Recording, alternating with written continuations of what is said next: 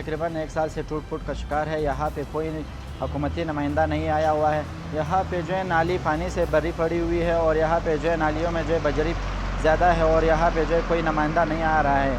यहाँ पे जो है बुज़ुर्ग छोटे बच्चे यहाँ पे नहीं गुज़र सकते। यहाँ पे जो है बहुत मुश्किलात है, बच्चे यहाँ से नहीं गुज़र सकते हैं। ये पानी से जो है ना ही हम लोगों का कारोबार में कोई वो है और ना ही हम लोगों को जो है मतलब यहाँ पे कोई सहूलियात मौजूद है। यहाँ पे जो ये गंदा पानी आप लोग देख रहे हैं ये वालों में जाता है और वालों से जो है घरों में पहुँच जाता है।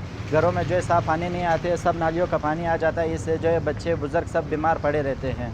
मन से ये मुतालबा करते हैं कि आप या इस रोड का नोटिफिकेशन या इस रोड पे जो है मतलब ये एक्शन लिया जाए कि यहाँ पे जो है ये टूट फूट का जो शिकार है हम लोगों को कोई सहूलियत दिया जाए। आखिर हम लोगों के साथ ये क्या हो रहा है, हम लोगों का मतलब ये कसूर क्या है।